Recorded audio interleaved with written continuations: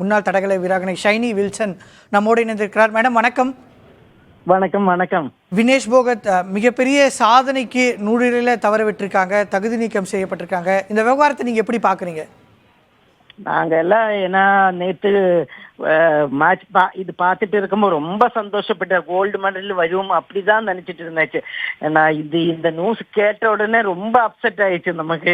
எனக்கு மெடல் எனக்கு கிடைக்கல. அந்த மாதிரி ஒரு மனசுக்கு ரொம்ப கஷ்டமா இருக்கு இப்பவுமே.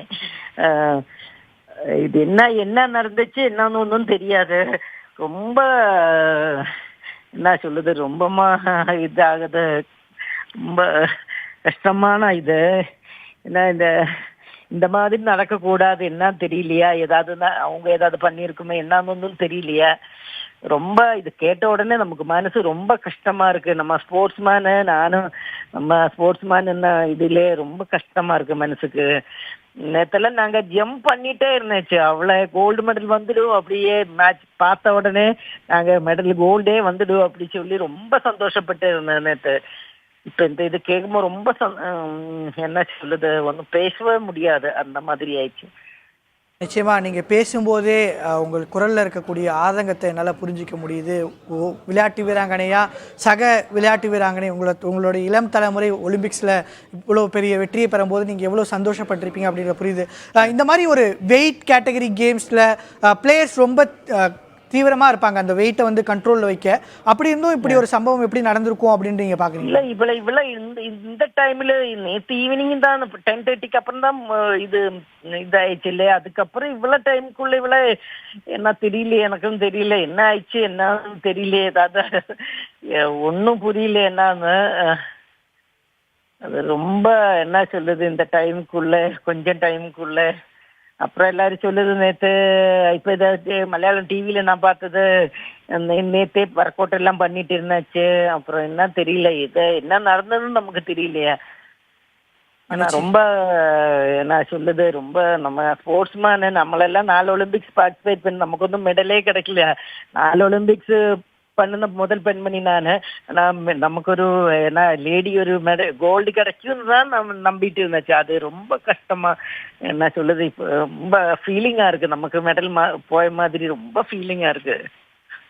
நிச்சயமா மேடம், உங்களுடைய கவலை வந்து எங்களுக்கும் புரியுது. இணைப்பில் வந்து தகவலை தெரிவிச்சிருக்க நன்றி. மீண்டும் ஒரு அண்மை செய்தியை பார்த்துருக்குறோம். வினேஷ் போகத் மருத்துவமனையில் அனுமதிக்கப்பட்டிருக்கிறாங்க. நீர்ச்சத்து குறைபாடு காரணமாக வினேஷ் போகத் மருத்துவமனையில் அனுமதிக்கப்பட்டிருக்கிறார். நேற்று இரவு, அதாவது இந்திய நேரப்படி நேற்று இரவு 10:30 மணிக்கு போட்டி முடிந்தாலும் கூட இன்று காலை அவருடைய உடல் எடை என்பது இந்திய நேரப்படி சரியாக 9 மணிக்கு இந்திய நேரப்படி அளவிட்டிருக்காங்க. அதுவரை கூட ஒரு நிமிடம் கூட தூங்கலை.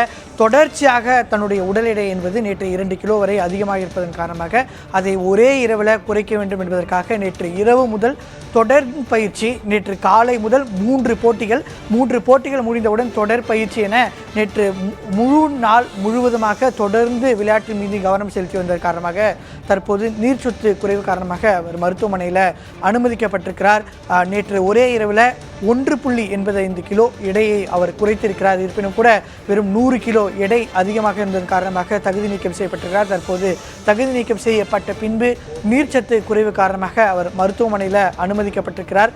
மருத்துவமனையில் அனுமதிக்கப்பட்டிருக்கக்கூடிய வினேஷ் போகத்தை நேரில் பார்ப்பதற்காக இந்தியாவினுடைய ஒலிம்பிக் சங்கத்தினுடைய நிர்வாகிகள் அனைவருமே நேரில் சென்று கொண்டிருப்பதாக நமக்கு தகவல்கள் கிடைத்திருக்கிறது. ஒட்டுமொத்த இந்தியாவினுடைய கனவு என்பது பறிபோய் இருக்கிறது. வினேஷ் போகத்தினுடைய தகுதி நீக்கம் என்பது வினேஷ் போகத்தை கடந்து இங்கே இருக்கக்கூடிய இளம் தலைமுறை பெண்களுடைய பாதுகாப்பை வலியுறுத்தி அவர் இந்த ஒலிம்பிக்ஸ் போட்டியில் பங்கேற்பதாக அவர் தெரிவித்திருந்தார்.